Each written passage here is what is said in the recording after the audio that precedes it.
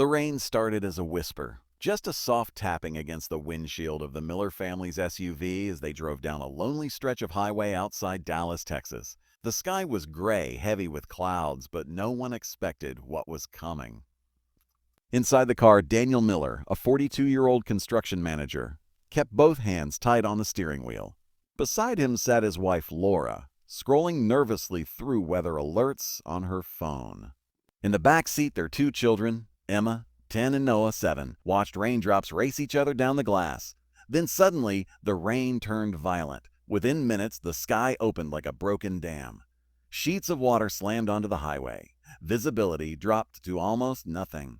Cars ahead slowed, brake lights glowing red through the storm. A loud boom of thunder shook the car. Emma screamed, "Dad, I'm scared," Noah whispered. Daniel forced a calm voice. "It's okay, we'll get through this." But deep down, he wasn't sure. The trapped traffic came to a complete stop. Whoa. Cars stretched for miles in both directions. The highway had turned into a parking lot in the middle of a raging storm. Rainwater began pooling on the asphalt, rising higher and higher. Laura's phone buzzed again. Her face turned pale. Daniel? The news says there's flash flooding ahead.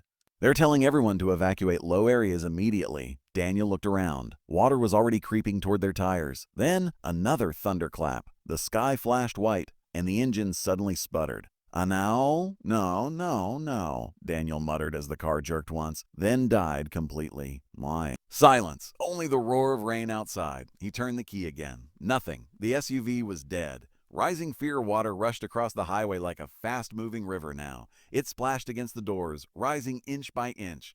Emma started crying. "Oh, Mom, are we going to die?" Laura pulled her into a tight hug. "Oh no, sweetheart, we're not." But her voice trembled. Daniel tried calling emergency services. No signal. Other drivers stepped out of their vehicles, shouting and waving for help. Some climbed onto car roofs as the water continued rising. The storm wasn't slowing. It was getting worse. Then suddenly, headlights appeared through the heavy rain. One single light, moving, coming straight toward them. The lone rider through the curtain of water, a motorcycle pushed forward against the flood, a black touring bike.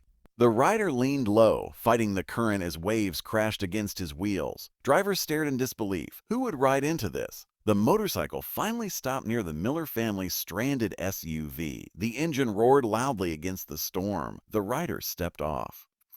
He was tall, broad-shouldered, wearing a soaked leather jacket and a black helmet. Rain poured off him like a waterfall. He walked straight toward the car. Daniel rolled the window down slightly, letting water spray inside. "Sir, you need to get out of here," Daniel shouted. "It's dangerous." The biker shook his head firmly. "I know," he said calmly. "That's why I'm here." A stranger's courage, the biker looked at the rising water, then at the frightened children in the back seat. "We don't have much time," he said. "There's higher ground about half a mile back. Emergency crews are setting up there." Daniel hesitated. "How do we get there?" "The car won't start." The biker pointed toward a large pickup truck behind them, partially submerged but still running. "I've been helping people get out," he explained. I'll take your family first." Laura's eyes filled with tears. "We are risking your life for strangers," she said. The biker gave a small shrug. Someone has to." The rescue water reached the bottom of the car doors now. The biker opened the back door carefully, holding it against the current. Come on, kiddo," he said gently to Emma. "I've got you." He lifted her onto his shoulders, shielding her from the rain. Next came Noah, clinging tightly to the biker's jacket. Daniel and Laura followed, struggling to keep their balance as strong currents pushed against their legs. Every step felt like walking through a river. Lightning flashed again. Thunder exploded overhead. The storm felt alive, angry, relentless. But the biker kept moving forward, steady and fearless. The dangerous moment halfway to safety, the current suddenly surged stronger. A wave slammed into Laura, knocking her sideways. She screamed. Daniel reached for her, but slipped. For one terrifying second, it looked like they would be swept away. The biker dropped to one knee, planting his boots firmly against the asphalt. He grabbed Laura's arm with incredible strength and pulled her back up. "Stay close," he shouted. Rain poured down his face, but his voice remained calm. Step by step, he guided them forward. Finally, they reached the emergency checkpoint. Police cars, ambulances, and rescue workers stood on higher ground, directing people to safety. The moment Emma's feet touched dry pavement, she burst into tears. Laura collapsed into Daniel's arms, shaking uncontrollably. Rescue workers rushed over with blankets. "Asleep now?" one paramedic said gently. Daniel turned to thank the biker, but the man was already walking back toward the flooded highway, back into the storm. The questioned Daniel ran after him. "Wait!" he shouted. The biker stopped and turned slowly. Rain continued falling around them. "Why are you going back?" Daniel asked. "There are still people trapped," the biker replied simply. Daniel stared at him in disbelief. "You could die out there." The biker gave a quiet smile. "Maybe," he said, "but someone's waiting for help." The revelation before climbing back onto his motorcycle, the biker removed his helmet for the first time.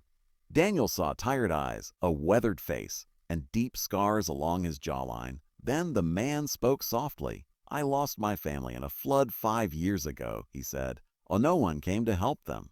Silence filled the air. Rain continued falling. "That's why I ride into storms now," the biker added. He put his helmet back on, started the engine, and without another word, he rode back into the raging flood. The aftermath: hours later, the storm finally passed. Emergency crews confirmed that dozens of people had been rescued from the highway, many of them saved by one anonymous motorcyclist. News reporters tried to find him. Police searched the area, but he was gone, vanished into the night. Just another stranger who refused to stand by while others suffered. Weeks later, Emma drew a picture for her school project. It showed a man on a motorcycle riding through giant waves. Above him were the words, "My hero in the storm."